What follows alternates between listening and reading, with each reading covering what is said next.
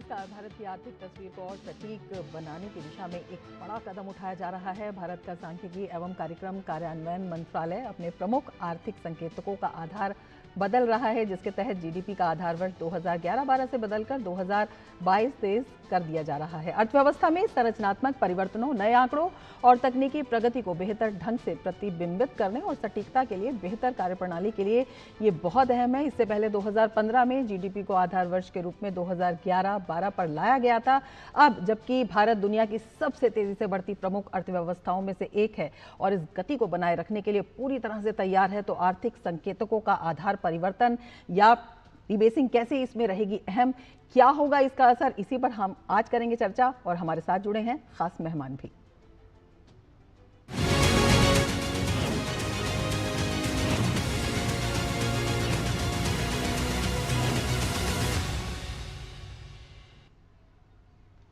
चर्चा की शुरुआत करेंगे, लेकिन उससे पहले आपको बता देते हैं बेस ईयर रिवीजन ज़रूरी क्यों है। दरअसल आर्थिक संरचना में बदलावों को समझना इससे आसान हो जाता है, क्योंकि लोगों के उपभोग पैटर्न में लगातार बदलाव आ रहा है। विविध क्षेत्रों का अर्थव्यवस्था में जो बदलता हुआ महत्व है वो भी इसमें इंक्लूड किया जाता है। इसके साथ ही जो नए क्षेत्रों का जुड़ना है, इन बदलावों को पुराने आंकड़ों से सही तरीके से नहीं समझा जा सकता है, तो अलग अलग जो डेटा सोर्सेज होते हैं उनका उपयोग किया जाता है। साथ ही विनिर्मित उत्पादों हेतु जीएसटी रिटर्न जैसे नए सोर्सेज हैं उनको भी इंक्लूड किया जा रहा है। साथ ही उत्पादन के मूल्य और मात्रा दोनों का एक सटीक डेटा इसके जरिए हमारे पास उपलब्ध होता है। साथ ही मुद्रास्फीति और वास्तविक आर्थिक वृद्धि की बेहतर जो माप है वो भी इससे आती है, जिससे कि नीति निर्माताओं को सही निर्णय लेने में आसानी होती है और वास्तविक आर्थिक समृद्धि एक बेहतर रूप में जो तस्वीर है वो हमारे सबके सामने आती है।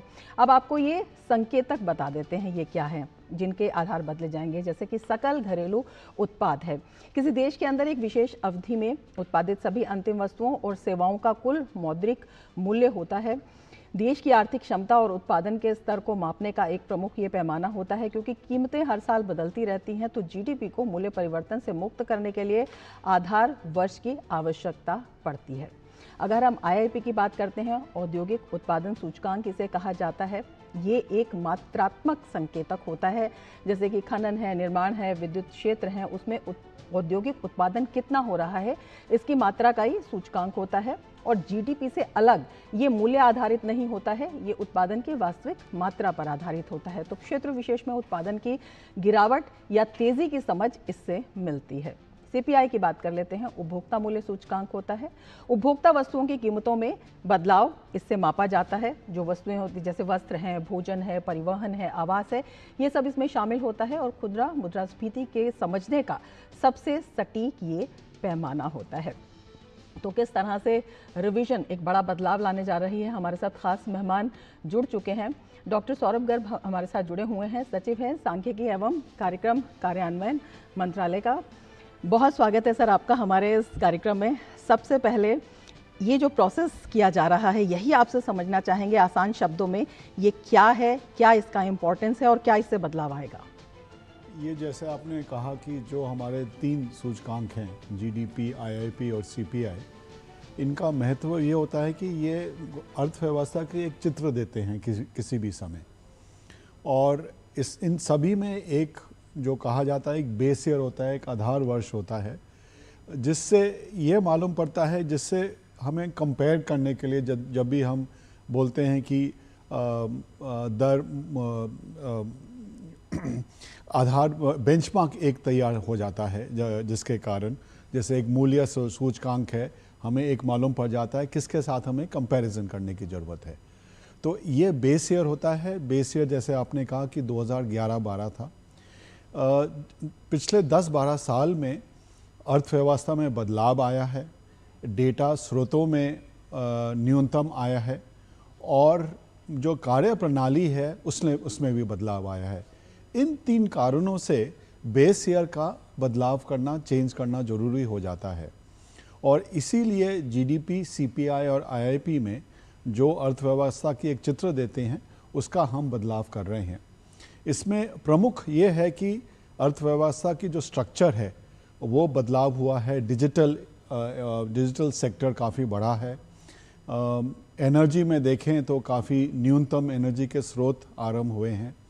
वो ठीक प्रकार से अर्थव्यवस्था में लाने के लिए हमें ये बदलाव लाना पड़ता है।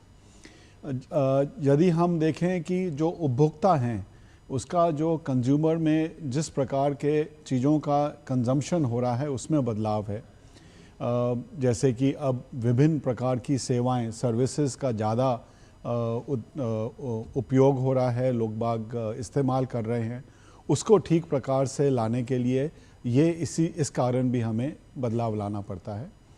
और तृतीय है कि जो उत्पादन हो रहा है औद्योगिक क्षेत्र में उसमें भी बहुत बदलाव आए हैं और उसको भी ठीक प्रकार से चित्र में लाने के लिए, इन सूचकांक में लाने के लिए हम ये प्रकार का चेंज ला रहे हैं।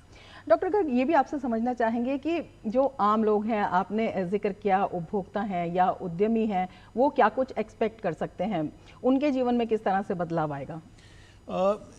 जैसे आपको मालूम है जो भी नीति बनती है सरकार की वो एक डेटा के अनुसार बनती है और हमारा ये प्रयत्न है कि जो डेटा जिसके आधार पे नीतियाँ बनती हैं वो ठीक होना चाहिए। जैसे कि अगर आप ट्रैफिक में जा रहे हैं, अगर आपका जो रेयर व्यू मिरर है उसमें ठीक प्रकार से आपको संकेत नहीं मिलेंगे तो आप चालक भी ठीक प्रकार नहीं वाहन चला पाएगा। तो यह जो आईआईपी, जीडीपी और सीपीआई है, ये एक प्रकार से सरकार को चिन्ह देते हैं कि किस एरिया में ग्रोथ ज़्यादा हो रही है, किस एरिया में मूल्यों की वृद्धि ज़्यादा हो रही है या कम हो रही है, किस सेक्टर में निवेश की ज़रूरी है, इन्वेस्टमेंट ज़रूरत है औद्योगिक उत्पादन के अनुसार। तो ये नीतियों को और भी सटीक बनाने में बहुत इनका महत्वपूर्ण कार्य है। इसके अलावा लोगों को भी एक सूचना मिलती है कि किस एरिया में जैसे स्किलिंग की ज़रूरत है। अगर उद्योग की बात करें कि किस एरिया में उत्पादन ज़्यादा बढ़ रहा है और लोगों को एम्प्लॉयमेंट की ज़रूरत होगी, तो इस प्रकार के जो संकेत हैं वो इन्हीं अर्थव्यवस्था के जो हम सूचकांक बाहर करते हैं उन्हीं से मालूम पड़ता है।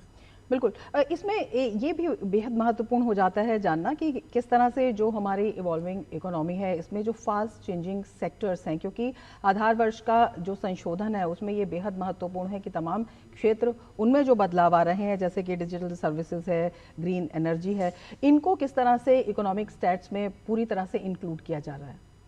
तो ये हमारा इनफैक्ट जो मैंने डेटा सोर्सेज की जब बात की थी, डेटा स्रोतों की बात की थी, हमारा यही प्रयत्न है कि जैसे पिछले 10 सालों में अगर आप देखें कि बहुत प्रकार के नए नए स्रोत अब तैयार हो गए हैं और डिजिटल स्रोत इसमें से सबसे महत्व रखते हैं। जीएसटी करीब 5-6 साल 8 साल पहले इंट्रोड्यूस हुआ था। जीएसटी का अब डेटा उपलब्ध है जिससे एक प्रकार से रियल टाइम इकोनॉमी के बारे में हमें इंफॉर्मेशन मिलती है। उसके अलावा सरकार में एक बहुत बड़ी डिजिटलाइजेशन का काम चला था जिसको मैं कहूँगा पीएफएमएस, फाइनेंशियल मैनेजमेंट सिस्टम जो है, उससे ये मालूम पड़ता है कि कौन से गांव में कब खर्चा हुआ, किस सेक्टर में खर्चा हुआ, और वो डेटा अब हमें उपलब्ध है, उससे उसका भी हम इस्तेमाल कर पाएंगे। इसी प्रकार ई वाहन है जो डेटा देता है व्हीकल्स के बारे में, वो अब हमें उपलब्ध है। इसके अलावा सर्विसेज में बहुत बढ़ोतरी हुई है और जो हम मूल्यों का सूचकांक तैयार करते हैं उसमें सर्विसेज का इंक्रीज़ हमने किया है और उससे भी जो मूल्यों का सूचकांक है, जो प्राइस इन्फ्लेशन है, उसका ठीक भाव से हमें एक चिन्ह मिल पाएगा। ये भी आपसे समझना चाहेंगे, जब नई आधार वर्ष श्रृंखलाएं जारी होंगी तो उसके बाद जो पहले के जारी किए गए आर्थिक आंकड़े हैं उनमें एक बड़ा अंतर देखने को मिलेगा, और इस अंतर का इम्पोर्टेंस क्या है, इससे असर क्या पड़ेगा? कितना अंतर होगा प्रीवियस बेस के हिसाब से, वो जब हम 12 फरवरी को सीपीआई का अंक निकलेगा रिवाइज बेस पे, तो ऑब्वियसली जो हम जितने की वस्तुओं का मूल्य इकट्ठा करते थे, करीब 300 वस्तुओं का, वो अब 350 से ज़्यादा वस्तुओं का हम मूल्य इकट्ठा करेंगे। सिमिलरली जो देखा जाए आईआईपी में हमारा जो औद्योगिक स्ट्रक्चर है उसके हिसाब से, उसके उत्पादन के हिसाब से आईआईपी का स्ट्रक्चर और जो वेट हम बोलते हैं इस टोकरी को, जो वस्तु टोकरी है, उसमें बदलाव आएगा। और इसका बदलाव कितना होगा वो कहना अभी हम नहीं कह पाएंगे, जब फाइनल डेटा आएगा तभी हम कह पाएंगे। लेकिन बस मैं ये ज़रूर कहना चाहूँगा कि जो भी अब डेटा आएगा वो ऑल रियल टाइम है और एक्यूरेट है और रोबस्ट है, और वो ही हमारी प्रयत्न रहती है कि किस प्रकार से हम विश्वसनीय डेटा को हर मास में बाहर कर सकें। बिल्कुल, इसे विश्वसनीय बनाने के लिए किस तरह से जो कंसल्टेशन प्रोसेस रहता है वो भी रहता है, किस तरह के सलाहकार समूह रहते हैं या विभिन्न जो अनुभव हैं उनको किस तरह से शामिल किया जाता है?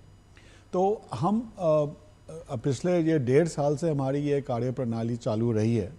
इसमें हमने विशेषज्ञ समूह के साथ चर्चा की है, तकनीकी सलाहकार मानों के साथ, समितियों के साथ हमने चर्चा की है, और हमारा यही प्रयत्न है कि जो भी लेटेस्ट टेक्नोलॉजीज़ हैं, लेटेस्ट टेक्निक्स हैं, हम इंटरनेशनल ऑर्गेनाइजेशंस जैसे यूनाइटेड नेशंस हैं, संयुक्त राज्य संघ है, इनके ऑर्गेनाइजेशंस, आईएमएफ, वर्ल्ड बैंक, इनके साथ भी हमने चर्चा की है। और यही हमारा प्रयत्न रहा है कि जो भी लेटेस्ट टेक्नोलॉजीज़, जो भी कार्यप्रणाली है, मेथडोलॉजीज़ है, उसको अडॉप्ट किया जाए। मैं ये भी बोलना चाहूँगा कि स्टैटिस्टिक्स क्षेत्र में, सांख्यिकी क्षेत्र में भारत का एक महत्वपूर्ण स्थान रहा है। हम पायनियर्स रहे हैं इस क्षेत्र में, और हम यही आशा है कि हम आगामी दिन में भी पायनियर्स ही रहेंगे इसमें। बिल्कुल, चर्चा हम जारी रखेंगे, लेकिन वक्त हो चला है एक ब्रेक का। बने रहिए डीडी न्यूज़ के साथ। जब धरती चीर कर निकलता है लोहे का पत्थर और मिलता है मोंगिया के जोश से, फिर तपता है, पिघलता है और बनता है फौलाद। अब होता है सरिया सारी खूबियों के साथ। मोंगिया स्टील, मजबूत देश का मजबूत सरिया। टिंग टिंग, आपके लिए एक फेस्टिवल ऑफर है। क्यूआर कोड स्कैन करो, यूपीआई पिन डालो और 10,000 रुपए आपके बैंक अकाउंट में। पिन डालूंगा तो पैसा खट से आएगा नहीं, झट से कट जाएगा। मैं मूर्ख नहीं हूँ। आलिया, यूपीआई कहता है यूपीआई पिन पैसे भेजने के लिए होता है, पाने के लिए नहीं। इस बात को याद रखें और कहें, मैं मूर्ख नहीं।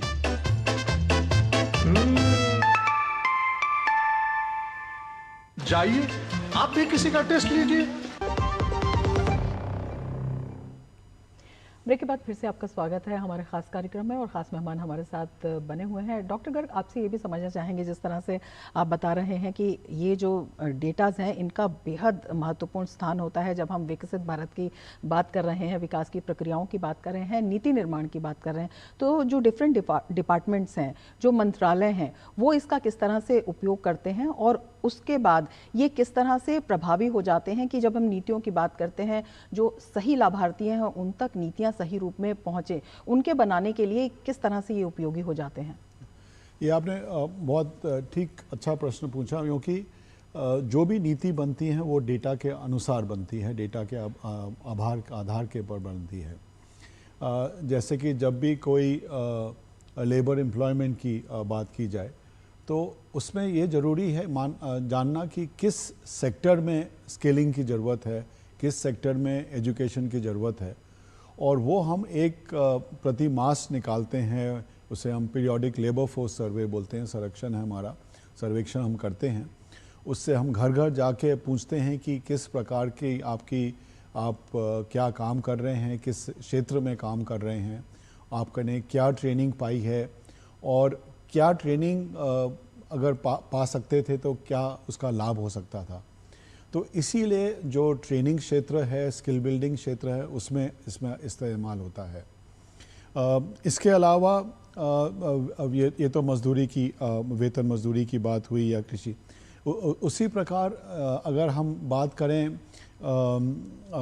उत्पादन क्षेत्र की, कि किस सेक्टर में लोगों की रुचि है, कि किस प्रकार का आइटम्स को इस्तेमाल किया जा रहा है, उससे जो हमारे प्राइवेट सेक्टर हैं उन्हें मालूम पड़ता है कि मार्केट में किस प्रकार की वस्तुओं की ज़रूरी है और किस प्रकार के वस्तुओं की ज़्यादा मार्केट है, तो उससे उस प्रकार से उत्पादन वहाँ पे ज़्यादा हो पाता है। निवेश का भी ये मालूम पड़ पाता है कि किस क्षेत्र में निवेश की ज़रूरी है। हम यह सर्वेक्षण भी करते हैं कि कहाँ इंडस्ट्रीज़ लोकेटेड हैं, क्या क्या क्लस्टर हैं कहाँ पे, तो उससे ये भी सरकार को संकेत होता है कि कहाँ पे इंफ्रास्ट्रक्चर की रिक्वायरमेंट है, कहाँ पे सड़कों की ज़्यादा ज़रूरी है, रेल लाइनों की ज़्यादा ज़रूरी है, और उस प्रकार के निवेश का भी संकेत मिलता है। तो विभिन्न क्षेत्रों में, केवल सरकारी क्षेत्र के लिए नहीं, निजी क्षेत्र के लिए भी ये बहुत इम्पॉर्टेंट रहते हैं कि जो सर्वेक्षण हम करते हैं रेगुलरली, उनसे जो डेटा निकलता है उससे निवेश का प्रोग्रेशन या निवेश का फोकस होता है, और एजुकेशन सेक्टर में फोकस होता है। हेल्थ सेक्टर की बात की जाए तो उसका भी सर्वेक्षण होता है कि किस प्रकार की इलनेसेस हैं, उससे ये भी मालूम पड़ता है कि किस एरिया में किस प्रकार का ज़रूरत है, और वो फोकस, तो इसी सब का जो फोकस रहता है कि सिटीज़न डिलीवरी कैसे इम्प्रूव की जाए, वेदर हेल्थ क्षेत्र में हो, एजुकेशन क्षेत्र में हो या और कोई क्षेत्र में हो। बिल्कुल, आपने बात की हेल्थ सेक्टर की और एजुकेशन की, तो कौशल विकास की जब हम बात करते हैं तो वो अपने आप में काफ़ी महत्वपूर्ण हो जाता है। मुद्रा योजना, तो बहुत सारी ऐसी योजनाएं हैं जो कि मील का पत्थर साबित हुई हैं। जैसे इन्फ्लेशन की बात की जाए जी, प्राइस इन्फ्लेशन एक प्रमुख आधार है जिसके बेसिस पे डिटर्मिन करता है आरबीआई का जो मॉनेटरी पॉलिसी है, और वो डिटर्मिन करता है कि क्या इंटरेस्ट रेट आपको सेविंग्स पे मिलेगा, किस इंटरेस्ट रेट पे आपको लोन मिलेगा। तो औद्योगिक क्षेत्र के लिए बहुत इम्पॉर्टेंट होता है इन्फ्लेशन केवल औद्योगिक क्षेत्र के लिए नहीं, इवन जो इंडिविजुअल कस्टमर्स हैं, सिटीजन्स हैं, उनको भी एक संकेत मिलता है कि किस प्रकार से कीमतों की बढ़ोतरी या कम हो रही है, और उससे भी संकेत मिलता है उद्योग को और औरों को कि कहाँ पे लॉजिस्टिक्स की रिक्वायरमेंट है, कहाँ पे वस्तुओं पहुँचाने की ज़रूरत रहती है। सर, अनऑर्गेनाइज सेक्टर के लिए भी कुछ आशा की किरण इसमें नज़र आती है? बिल्कुल, एक हम रेगुलरली सर्वे करते हैं, उसको आसूस बोलते हैं, annual survey of unincorporated sector enterprises. उसमें हमारे 10,000 से ज़्यादा जो कर्मी हैं ग्राउंड पे, वो प्रति मास विभिन्न लघु नियम एमएसएमई क्षेत्र में जाते हैं, उनसे पूछते हैं कि किस प्रकार का उनको स्किल्स, उनकी किस प्रकार के लोग वहाँ काम करते हैं, किस प्रकार से वो अपने जो आइटम्स हैं उनको ट्रांसपोर्ट करते हैं। तो उसका भी एक हम प्रति 3 मास में निकालते हैं एक समरी स्टेटमेंट। उससे उनको संकेत मिलता है कि किस क्षेत्र में बढ़ोतरी हो रही है, कहाँ पे सप्लाई चेन्स डेवलप किए जा सकते हैं, और वो बड़ी इंडस्ट्रीज़ उस एरिया में जाके अपने इनपुट्स ले सकते हैं। तो लघु क्षेत्र के लिए भी ये बहुत इम्पॉर्टेंट रहता है कि ये डेटा उनके पास मिल सके।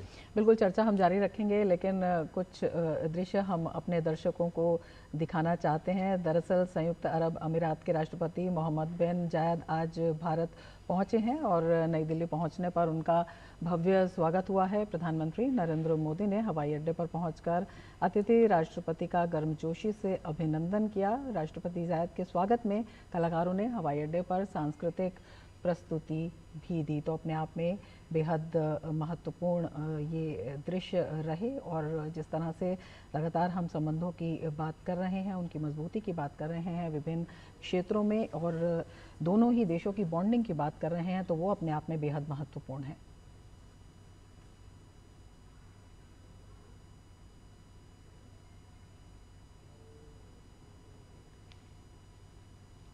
तो प्रधानमंत्री नरेंद्र मोदी ने संयुक्त अरब अमीरात के राष्ट्रपति मोहम्मद बिन जायद और उनका स्वागत किया, और अपने आप में बेहद महत्वपूर्ण ये दृश्य हैं। एयरपोर्ट पर प्रधानमंत्री ने खुद जाकर उनका स्वागत किया, और ये दौरा उनका बेहद महत्वपूर्ण हो जाता है दोनों देशों के संबंधों, दोनों देशों की बढ़ती साझेदारी और आत्मीयता की दृष्टि से।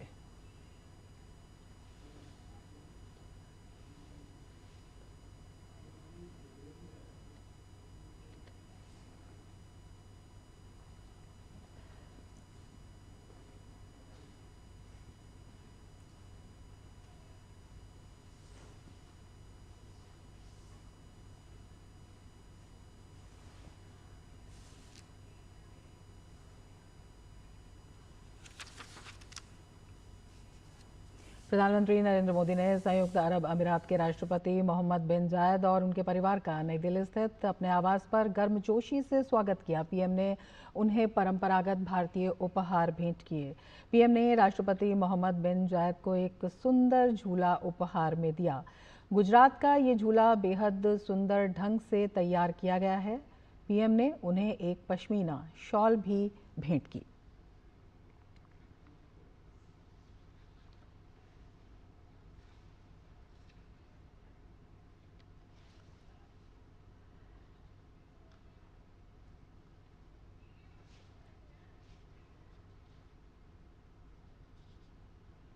प्रधानमंत्री नरेंद्र मोदी ने संयुक्त अरब अमीरात के राष्ट्रपति मोहम्मद बिन जायद और उनके परिवार का नई दिल्ली स्थित अपने आवास पर गर्मजोशी से स्वागत किया।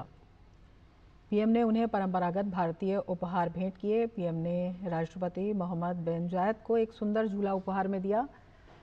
ये गुजरात का झूला है, बेहद सुंदर ढंग से तैयार किया गया है और पीएम ने उन्हें एक पश्मीना शॉल भी भेंट की। संयुक्त अरब अमीरात के राष्ट्रपति मोहम्मद बिन जायद आज भारत पहुंचे। उनका भव्य स्वागत किया गया। प्रधानमंत्री स्वयं उन्हें लेने गए और ये उनके आवास की तस्वीरें हैं जब प्रधानमंत्री ने उनका स्वागत किया। उन्हें बेहद सुंदर एक झूला, गुजरात का बना हुआ झूला है, वो भेंट किया और इसके साथ ही पश्मीना शॉल भी उन्हें उपहार में दिया। तो ये दृश्य दिखाते हैं दोनों देशों की गर्मजोशी की, संबंधों की उड़ान की, आत्मीयता की और बढ़ती साझेदारी की। बेहद महत्वपूर्ण ये दौरा है संयुक्त अरब अमीरात के राष्ट्रपति मोहम्मद बिन जायद का, जो आज भारत पहुंचे हैं। उनका और उनके परिवार का नई दिल्ली स्थित अपने आवास पर प्रधानमंत्री ने गर्मजोशी के साथ स्वागत किया।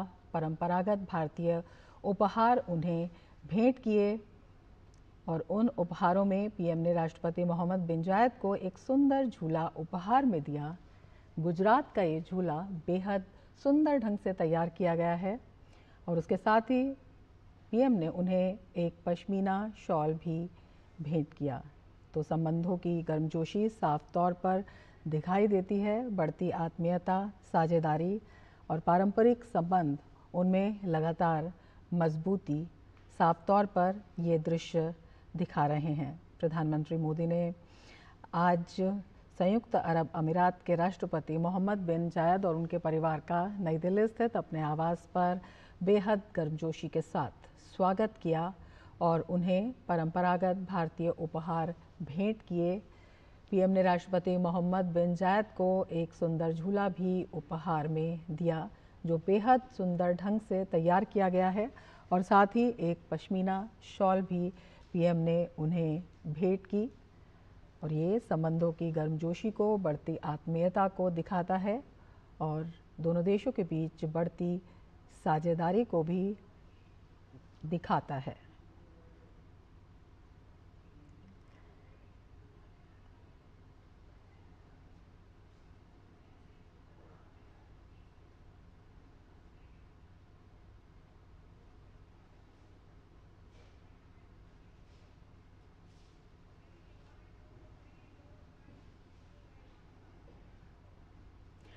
और अब बढ़ते हैं अपने प्रोग्राम की तरफ। हमारे ख़ास मेहमान हमारे साथ जुड़े हुए हैं इस वक्त।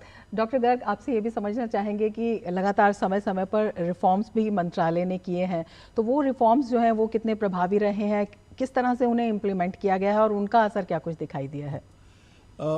जो एक हमने रिफॉर्म जो इम्प्लीमेंट किया है वो ये है कि किस तरह जो भी डेटा हम निकालते हैं वो लोगों को एक्सेसिबल हो जितनी आसानी से। इसलिए हमारा जो एक पोर्टल है, हमने एक नया पोर्टल बनाया ई सांख्यिकी। उसमें जो भी डेटा है पिछले 75 सालों से वो हमने उसमें डाला है इस फॉर्मेट में, जो हम मशीन रीडेबल फॉर्मेट में, कि लोगों को उसमें तरह तरह के विजुअलाइजेशन तैयार करने के लिए, उसको कंपैरिजन करने के लिए उनको आसानी हो सके। तो ये एक हमने बड़ा रिफॉर्म किया है और ये मैं अनुरोध करूँगा जो भी ये कार्यक्रम देख रहे हैं कि वो इस पोर्टल पे जाएं। ई सांख्यिकी हमारी मिनिस्ट्री का है, उस पर उन्हें जो भी डेटा है उन्हें क्रेडिबल डेटा, उन्हें एक्यूरेट डेटा मिलेगा। इसके अलावा हमने एक मोबाइल ऐप भी तैयार किया है, GOI स्टैट्स। उस मोबाइल ऐप पे जब भी अब आपको कहीं ज़रूरत पड़े कोई डेटा की, उसमें आप देख सकेंगे और उसमें हमने समराइज फॉर्म में वो डेटा दिया है। और बिल्कुल, इससे तमाम रिफॉर्म्स किए जा रहे हैं और सबसे बड़ा रिफॉर्म ये किया जा रहा है 10 साल के बाद जो इसे रिवाइज़ किया जा रहा है, अपने आप में बेहद महत्वपूर्ण है। इसी के साथ डॉक्टर गर्ग, बहुत शुक्रिया हमसे जुड़ने के लिए और तमाम जानकारी हमारे दर्शकों के साथ साझा करने के लिए। इसके साथ ही चर्चा में फ़िलहाल इतना ही, दीजिए इजाज़त, नमस्कार।